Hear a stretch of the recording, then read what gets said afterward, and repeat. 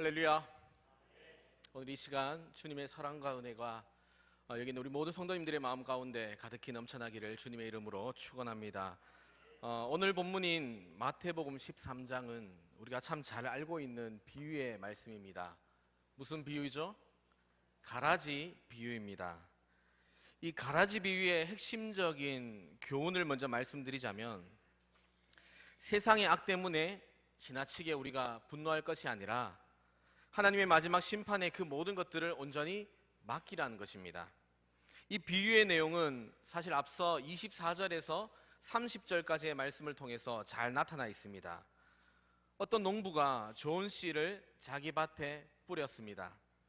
그런데 한밤중에 원수가 와서 나쁜 씨, 즉 가라지를 몰래 뿌리고 갔다라는 것입니다.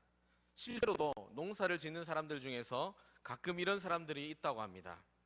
특히 사이가 안 좋은 사람 밭에 가서 이 잡초씨를 뿌리고 도망을 가는 것입니다. 그리고 시간이 흘러서 그 집에 이 일꾼들이 밭을 보니까 알곡만 자라야 되는데 그게 아니라 무엇이 함께 자랍니까? 가라지, 잡초까지도 함께 자라고 있는 것을 보게 된 것입니다. 그래서 주인에게 그 사실을 보고합니다. 그러자 주인이 말합니다. 원수가 이렇게 했구나. 원수가 이렇게 했구나. 그리고 종들이 다시 주인에게 묻습니다. 28절의 말씀을 보면 우리가 가서 이것들을 뽑기를 원하시나이까, 이렇게 고백을 하죠. 이처럼 이 종들의 마음속에는 가라지를 온전히 제거해버리고 싶은 그러한 마음이 있었다라는 것입니다. 그런데 주인이 어떻게 대답합니까? 29절과 30절의 말씀을 보면 주인이 이르되 가만두라. 가라지를 뽑다가 곡식까지 뽑을까 염려하노라. 둘 다 추수 때까지 함께 자라게 두라. 추수 때에 내가 추수꾼들에게 말하기를 가라지는 먼저 거두어 불사르게 단으로 묶고 곡식은 모아 내 곡간에 넣으라 하리라, 이렇게 고백을 하죠. 이처럼 주인은 이 가라지를 뽑다가 알곡이 상할 것을 염려하고 있는 것입니다. 그래서 주인은 우선은 그냥 놔두라고 이야기를 하는 것이죠. 언제까지 놔둡니까? 바로 나중에 추수할 때까지 가만히 놔두라고 이야기를 하는 것이죠. 그리고 그때의 가라지를 골라내어서 모아 불에 태우고 곡식은 창고에 드리겠다라고 그렇게 이야기를 합니다. 그런데 예수님의 제자들이 이 예수님의 비유를 잘 이해하지를 못했습니다. 그래서 제자들이 예수님께 묻고 있습니다. 36절 하반절의 말씀을 보면 밭의 가라지의 비유를 우리에게 설명하여 주소서. 그래서 오늘 본문은 이러한 제자들의 요청에 예수님께서 가라지의 비유를 설명해 주고 계신 것입니다. 제자들은 이 설명을 통해서 가라지 비유를 쉽게 이해하게 되었던 것입니다. 그런데 종종 이 가라지 비유를 너무 어렵게 만드는 해설들이 있습니다. 그것은 하나님 말씀을 혼잡하게 만드는 것에 지나지가 않습니다. 그래서 우리는 이 비유의 설명을 다시 비유로 만들 것이 아니라 예수님께서 우리에게 하신 그 설명 그대로 들을 필요가 있는 것입니다. 그런 의미에서 오늘 예수님의 설명을 다시 한번 살펴보기를 원합니다. 예수님께서는 좋은 씨를 뿌리는 사람을 누구라고 합니까? 인자, 다시 말해 예수님이라고 하셨습니다.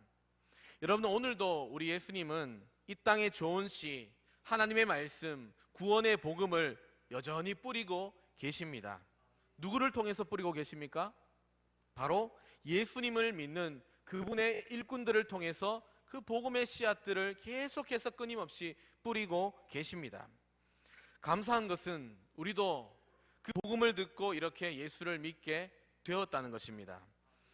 저는 요한복음 3장 16절의 말씀을 통해서 예수님을 깊이 믿게 되었습니다. 하나님이 세상을 이처럼 사랑하사 독생자를 주셨으니 이는 그를 믿는 자마다 멸망하지 않고 영생을 얻게 하려 하심이라. 물론 이 하나님의 말씀이 제 마음밭에 떨어져서 제가 예수님을 믿게 되었다 말씀을 드렸지만, 사실은 제가 이 말씀을 직접 읽은 것이기는 하지만 예수님이 읽도록 만들어 주셨다라는 것입니다. 그런데 오늘도 예수님께서는 이와 같은 일들을 끊임없이 해내 가시고 있다는 것입니다. 또한 우리를 사용해서 끊임없이 그분의 말씀을 전하고 계십니다. 그러므로 날마다 그 일에 쓰임을 받는 저와 여러분 되시기를 바랍니다. 계속해서 예수님은 어디에 이 말씀을 뿌리고 계십니까? 우리 함께 38절의 말씀을 읽었으면 좋겠습니다. 38절 말씀을 읽겠습니다. 시작. 밭은 세상이요 좋은 씨는 천국의 아들들이요 가라지는 악한 자의 아들들이요. 아멘. 다시 말해서 바로 세상 모든 사람들을 향해서 뿌리고 계시다라는 것입니다. 그런데 여기서 밭이라는 것을 교회로 잘못 해석하는 사람들도 많이 있습니다. 그런데 예수님께서는 오늘 본문에 보니까 밭이 무엇이라고 합니까? 세상이라고 분명하게 말씀하고 계십니다. 물론 고린도전서 3장 9절의 말씀을 보면 밭을 교회로 비유하신 적이 있긴 했지만 적어도 여기서는 교회가 아니라 바로 세상이라는 것입니다. 즉 세상 모든 사람들을 의미하는 것이죠.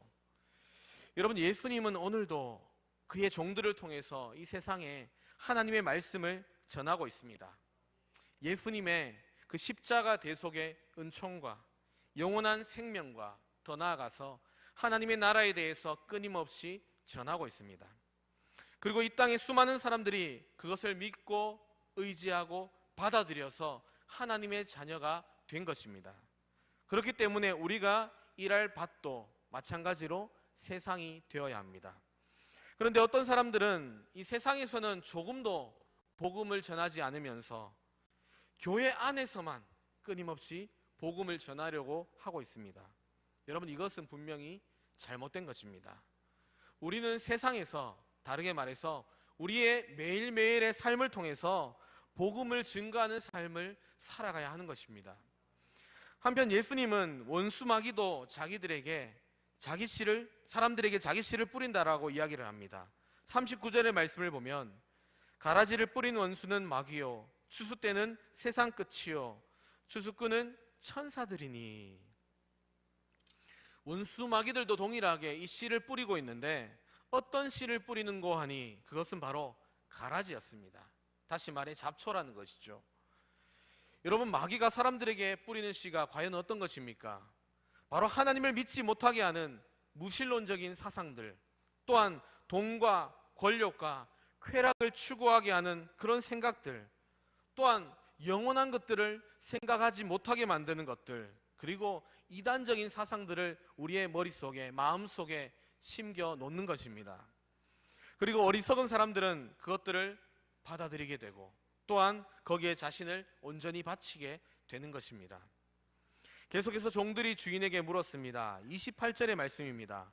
종들이 말하되 그러면 우리가 가서 이것을 뽑기를 원하시나이까? 다시 말해 가라지를 뽑아버리고 싶다라는 거죠. 사실 우리도 종종 이런 질문을 할 때가 있습니다. 여러분, 우리가 이 세상의 나쁜 것들, 다시 말해 악을 볼 때에 이것을 몽땅 뽑아야 하는 것은 아닌가, 그렇게 생각할 때가 있습니다. 또한 믿지 않는 사람들, 다른 종교를 믿는 사람들을 향해서 저 사람들은 필요 없어, 그렇게 생각할 수도 있습니다. 그러면서 하나님께 우리가 기도하게 되는 것이죠. 하나님, 이 세상의 수많은 악들을 없애 주옵소서. 왜 악인들이 더 잘 살고 왜 악인들이 더 잘 되는 것입니까? 하면서 주님 앞에 나가는 것 아니겠습니까? 이런 기도 해보신 적 있으십니까? 혹시 저만 했습니까? 그리고 어떤 이들은 이러한 생각 때문에 낙심하고 분노하는 것입니다. 여러분, 이렇게 되면 우리의 마음속에 감사가 현격히 줄어들게 됩니다. 평안한 마음 또한 없어지게 되는 것입니다. 어떤 이유로든 마음의 감사가 줄고 평안이 준다면 여러분, 그것이 하나님께서 원하시는 삶일까요? 결코 그렇지가 않습니다. 하나님이 원하시는 것이 아니라는 것입니다. 기쁨이 충만하고 평안함이 충만한 가운데 살아가는 것이 우리 하나님께서 우리에게 원하시는 삶이라는 것입니다. 그럼에도 우리가 기억할 것은, 여러분, 우리가 본질적으로 다 가라지였다라는 것입니다. 물론 나는 현재 알곡입니다, 이렇게 얘기할 수는 있습니다. 맞습니다. 우리는 예수님을 잘 믿는 알곡들입니다. 그런데 예전에는 모두 다 가라지였다라는 것입니다. 그런데 그러한 우리가 하나님의 은혜로 전부 알곡이 되어진 것입니다. 그렇기 때문에 오늘 현재의 가라지가 영원한 가라지는 아니라는 것을 우리가 기억해야 합니다. 그들도 예수님을 모르는 그 사람들도 언젠가는 알곡이 될 수가 있다는 것입니다. 그 가능성을 생각하면서 세상에 예수를 모르는 수많은 사람들을 우리가 대할 줄을 알아야 하는 것입니다. 그리고 가라지를 뽑겠다는 종들에게 주인은 어떻게 대답을 합니까? 그래, 네가 말한 대로 그 가라지들 다 뽑아 없애라, 이렇게 이야기를 합니까? 아니죠. 가만두라고 이야기를 하고 계십니다. 왜 그렇습니까? 첫째로 이 가라지를 뽑다가 알곡까지 뽑을 수가 있기 때문인 것입니다. 29절의 말씀을 보면 주인이 이르되 가만두라, 가라지를 뽑다가 곡식까지 뽑을까 염려하노라. 다시 말해서 이 가라지 뿌리와 알곡의 뿌리가 서로 엉켜져 있다는 것입니다. 가라지를 우리가 붙잡고 꺼낼 수는 있습니다. 그런데 알곡의 뿌리까지 엉켜 있기 때문에 알곡까지도 함께 뽑혀질 가능성이 있다는 것입니다. 우리 가정이나 교회에서 생각하면 이 말씀이 쉽게 이해가 됩니다. 가정에서 우리의 마음에 안 드는 구성원들이 있을 수도 있죠. 그 사람들을 칼로 무자르듯이 그렇게 단칼로 잘라버리는 것 될까요? 안 될까요? 당연히 안 된다는 것입니다. 그렇게 되면 가정의 다른 구성원들까지 큰 상처를 받게 되는 것입니다. 이것을 교회로 옮겨봅시다. 교회도 마찬가지입니다. 우리는 너무나도 쉽게 나는 의롭고 상대방은 가라지라고 판단하기가 쉽다라는 것입니다. 지금 이 설교를 듣고 있는 여러분들도 속에는 그래, 내가 가라지들 때문에 많은 상처받았지 하면서 나는 당연히 알곡일 것이라 확신하고 있지는 않습니까? 그렇게 잘라버리면 우리 교회에 여러분 나만 아는 사람들이 있겠습니까? 제 생각에는 저를 포함해서 단 한 사람도 남아있지는 않을 것입니다.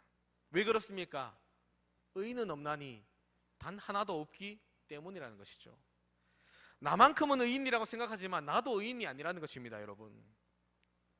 그리고 그런 문제가 생기면 아무런 문제가 없는 사람들까지도 상처를 받고 피해를 보고 심지어는 믿음의 초신자들, 교회를 떠나버리게 되는 것 아니겠습니까? 여러분, 교회라는 곳이 어떤 곳입니까? 누구는 나오고 누구는 나오지 말라고 할 수가 없는 기관이라는 것이죠. 다시 말해 누구나 올 수 있는 곳이 바로 이 교회라는 것입니다.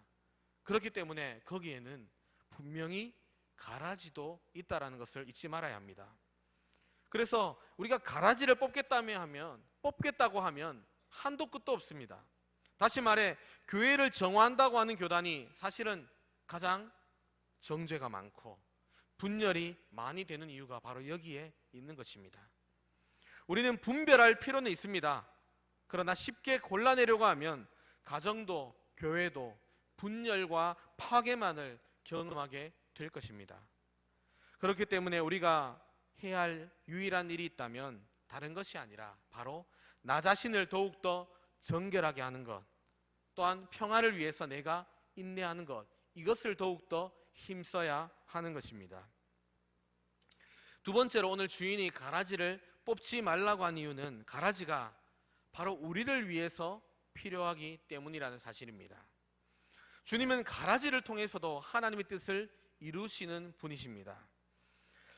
예수님의 12 제자에게도 사실은 가라지가 있었습니다. 여러분 누구입니까? 바로 가룟 유다죠. 이 가룟 유다는 분명한 가라지였습니다. 가라지가 아니라고 이야기를 하는 것이 아닙니다. 분명한 가라지입니다. 그런데도 하나님의 뜻을 이루는데 쓰임을 받았습니다.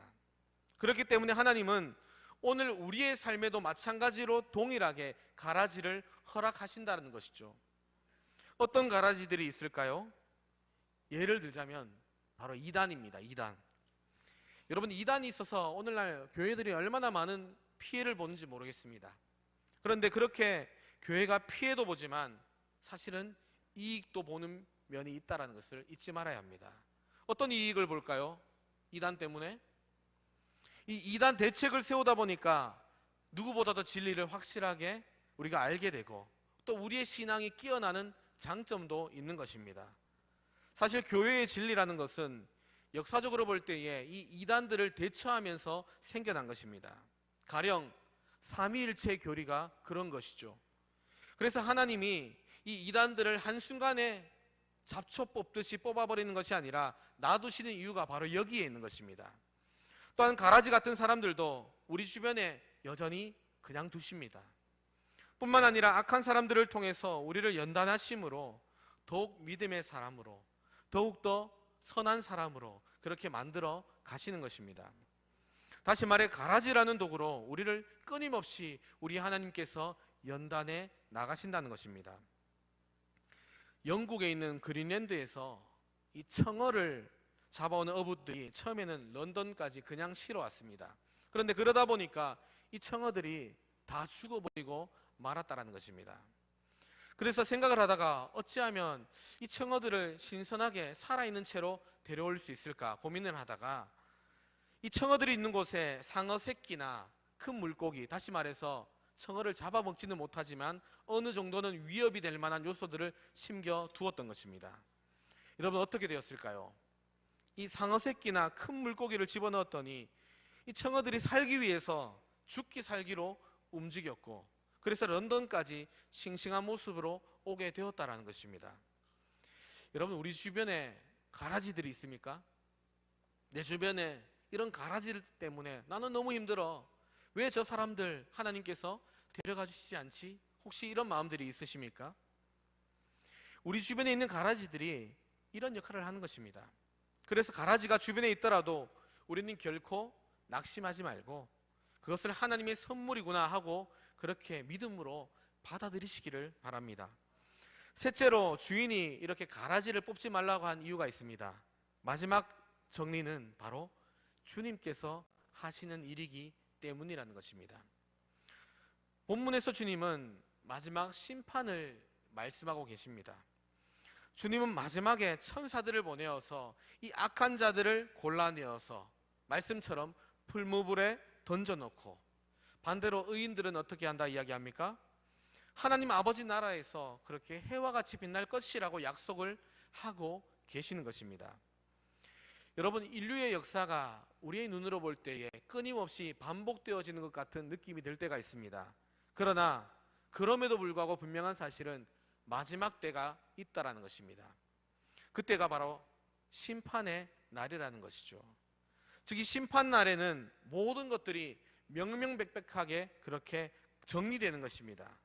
다시 말해 그리스도를 주로 믿고 그분을 따랐던 사람들은 영원한 하나님 나라의 축복을 받게 되는 것이고, 반면에 그리스도를 알지 못하고 매일매일의 삶을 통해서 악을 행했던 사람들은 영원한 풀무불의 고통을 느끼게 되는 것입니다. 그래서 오늘 우리가 사는 세상의 부조리를 보면서 우리는 크게 낙심하거나 실망하지 말아야 할 것입니다. 물론 우리는 세상의 부조리를 없애고 최대한 정의가 다스리는 세상을 이루기 위해서 우리는 최선을 다해야 합니다. 불의를 보고도 모른 척하면 안 됩니다. 가난하고 소외된 사람들 보고도 모른 척해서도 안 된다라는 것입니다. 그런데 우리가 바라는 만큼 이 세상이 변하지 않는다고 해서 결코 낙심하거나 세상의 악감정을 가지고 분노하지 말아야 할 것입니다. 만일 우리가 크게 분노하고 세상을 바꾸겠다고 이 악한 자들을 뽑아내겠다고 그렇게 똑같이 폭력을 사용한다면 우리도 결국 악한 길을 걸어가는 똑같은 사람이 되어버리고 말 것입니다. 그렇기 때문에 우리가 이 악한 세대 속에서 가져야 하는 자세가 있다면 다름 아닌 고난 속에서도 선을 행하는 것입니다. 우리 옆 사람 보면서 한번 고백해 볼까요? 힘들어도 어려워도 선을 행하며 살아갑시다. 여러분 아멘이십니까? 그것이 악한 세상 속에서 우리 주님이 걸어가신 십자가의 길이라는 것입니다. 주님께서 십자가의 길을 우리에게 왜 보여주셨습니까? 여러분 보고 따르라고 그렇게 주님께서 우리에게 보여주신 건 아니겠습니까? 우린 주님의 제자입니다. 하나님의 아들입니다. 자녀입니다. 딸이기도 하죠. 자녀되면 그 부모의 길을 따르는 것 아니겠습니까? 그렇기 때문에 우리가 이 악한 세대 속에서 끊임없이 가져야 하는 자세가 있다면 고난 속에서도 선을 행하는 자세라는 것입니다. 우리 이 시간 말씀을 한 구절 찾아서 읽었으면 좋겠습니다. 베드로전서 2장 말씀입니다. 한번 찾아볼까요? 베드로전서 2장 19절에서 23절까지의 말씀입니다. 베드로전서 2장 19절에서 23절까지의 말씀입니다.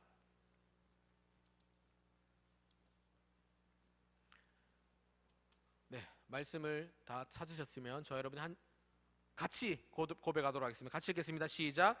부당하게 고난을 받아도 하나님을 생각함으로 슬픔을 참으면 이는 아름다우나 죄가 있어 매를 맞고 참으면 무슨 칭찬이 있으리요.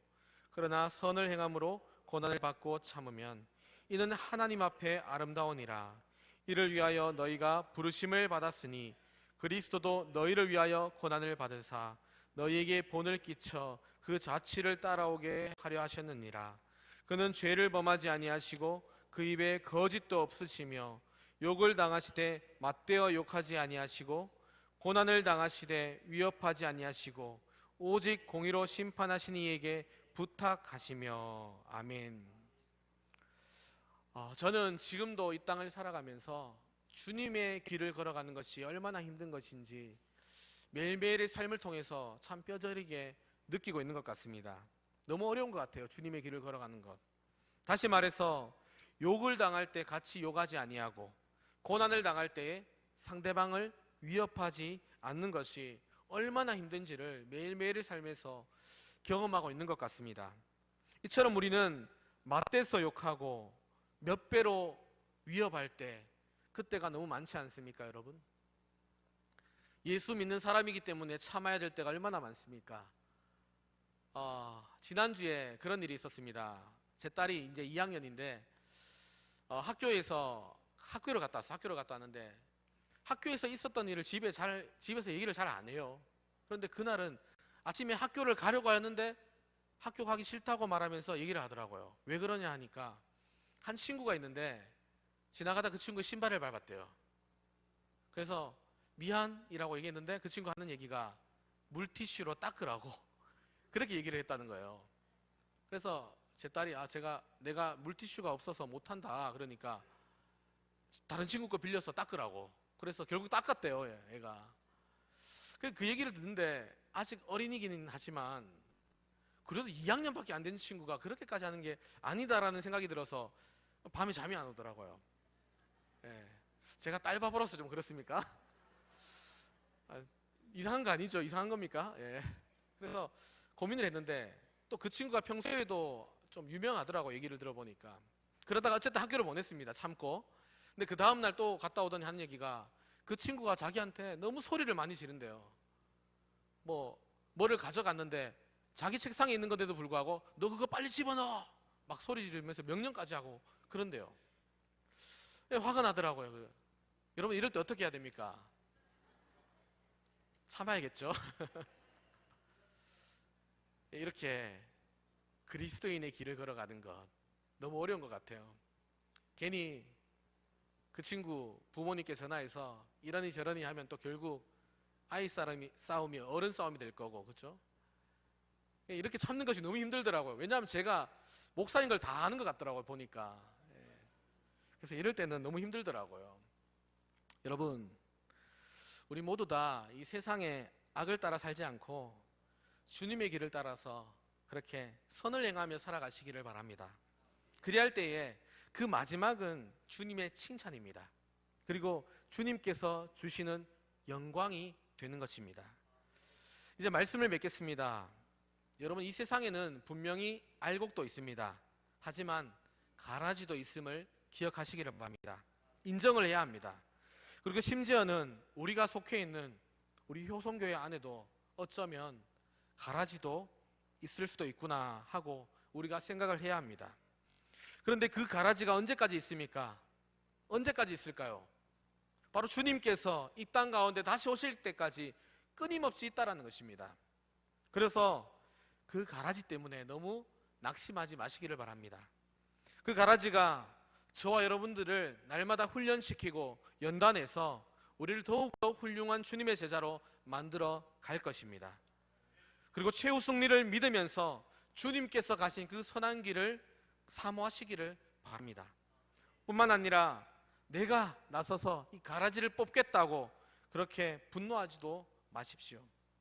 가라지만 뽑는 것이 아니라 어쩌면 알곡까지도 다치게 할 수가 있습니다. 그러므로 우리 주님께서 오실 그날까지 참고 인내하며 기다리시기를 바랍니다. 그리고 그날에 해처럼 밝게 빛날 것을 기대하고 소망하시기를 바랍니다. 그리할 때에 그 소망이 오늘 여러분이 경험하고 있는 삶의 그 모든 부조리들을 이기는 힘이 될 수 있기를 주님의 이름으로 간절히 축원합니다. 기도드리겠습니다.